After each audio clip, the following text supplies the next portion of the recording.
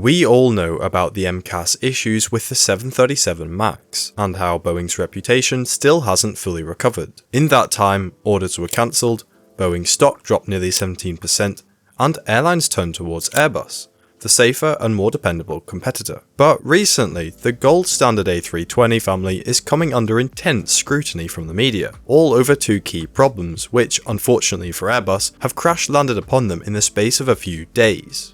The first issue involves a surprisingly dramatic flight control software vulnerability, which I'm sure you've all heard about by now. But the other one involves the A320neo, a manufacturing defect serious enough to cause Airbus's stock to drop as much as 10% in a single day. So then, what is going on? Why has the world's most popular short-haul workhorse suddenly become the next 737 MAX? Let's start with a software failure. Last month, a JetBlue A320 pitched down without pilot input. An airworthiness directive was released after corrupted data was discovered inside one of the ELAC flight control computers, presumably as a result of intense solar radiation. The A320's flight controller wasn't validating this data, and the computer accepted bad data as real and acted upon it. All of the older A320 variants were issued a mandatory software update, resulting in nearly 6,000 A320s being grounded across the globe. But thankfully, Airbus were on the scene immediately and worked with ESA and the FAA to roll out a software patch and new computer hardware. Because the A320 has an impeccable safety record, this incident exposes how even the most mature designs can still have problems, and as avionics get more complex, radiation-induced errors are bound to happen more frequently.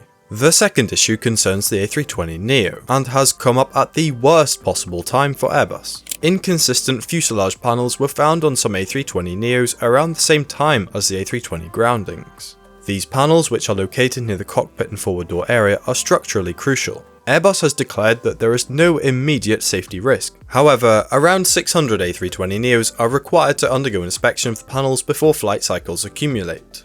This, of course, caused the market to react strongly, and combined with the software glitches, it gives the narrative of two unrelated problems hitting Airbus in the same week.